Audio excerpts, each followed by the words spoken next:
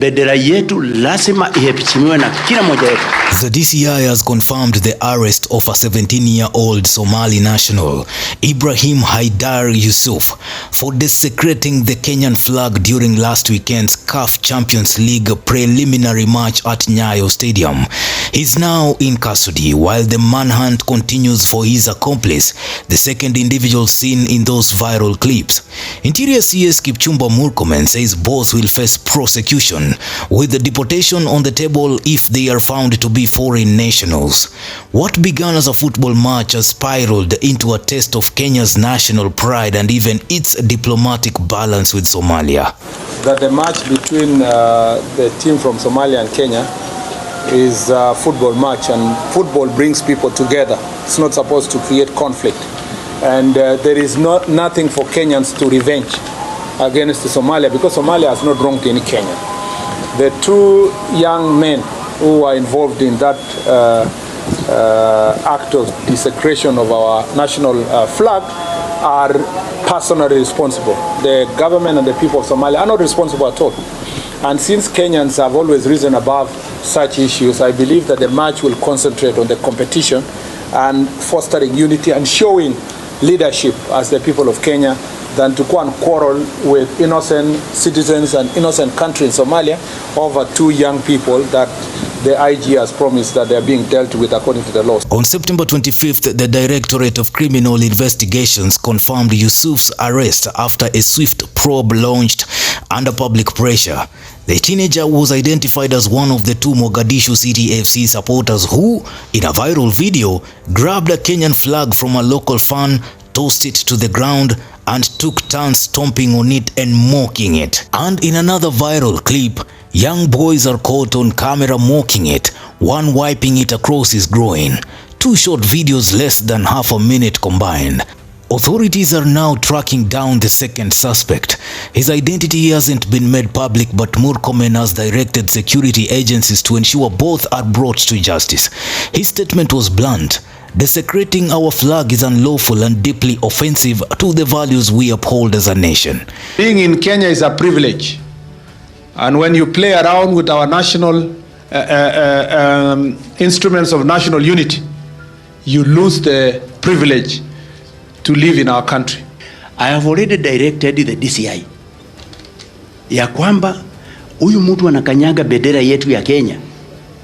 Bendera ile ilipiganiwa hapa mpaka tukapata uhuru yetu, si ni kweli? Hiyo anatucheza ama vipi? Na hatuwezi tukakubali kamwe. So the Directorate of Criminal Investigation is under direct instructions from the Inspector General, none other than Douglas Kanja Kirocho, that he must move with speed and efficiency and ensure that that man is arrested and taken before a court of law. Alafu koti zetu sifanye kazi yao. Bendera yetu lazima iheshimiwe na kila mmoja wetu. So, why is this such a serious matter?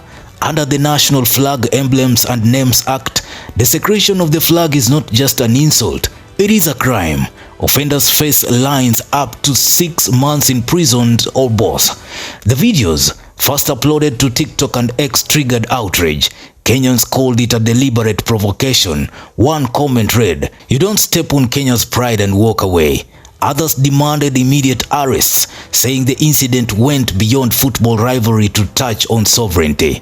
Sports journalist Tony Kwalanda described how tensions flared at the stadium when the incident unfolded.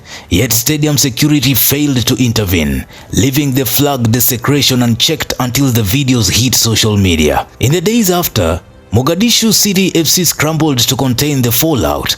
On September 24th, the club issued a public apology, condemning the actions as unacceptable and pledging to cooperate with Kenyan authorities.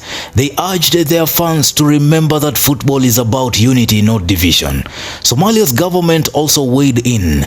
Ambassador Jabril Ibrahim Abdullah called the incident regrettable and stressed the importance of friendship between the two countries. He confirmed that Somali authorities are reviewing the matter internally, signaling that Somalia doesn't want this to spiral further. We regret and firmly condemn the action of few individuals whose behavior overshadow the remarkable performances of our two teams.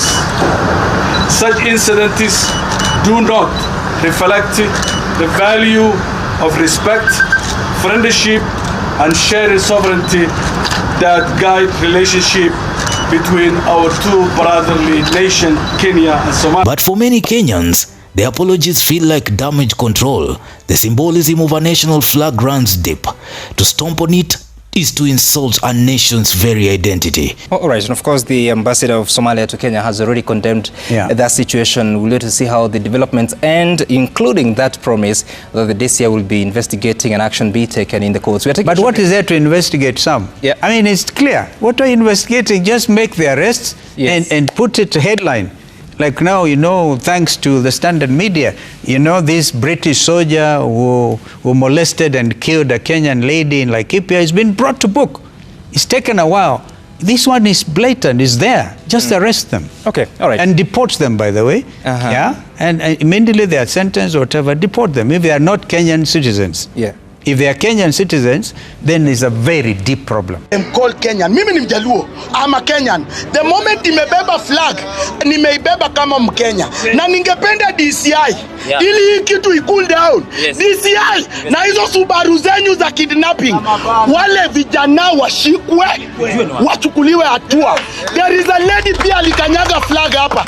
Ashikwe, achukuliwe hatua. The moment you will tell me that Oria akifanya crime because DCI ni Oria hata chukuliwa hatua na NIS ati sisi tuishi kama Wakenya, Omera will react.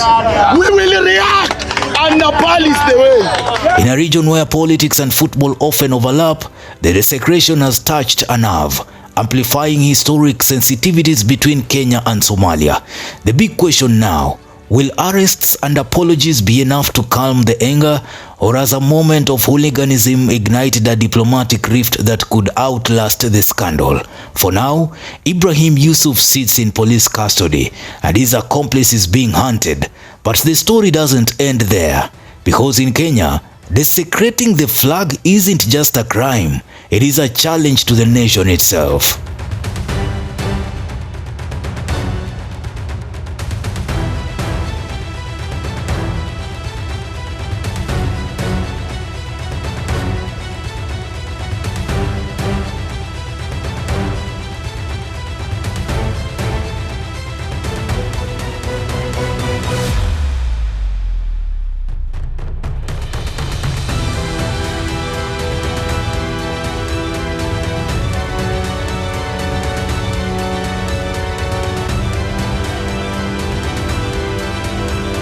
Newsroom, Maisha TV, Bushabi Junior.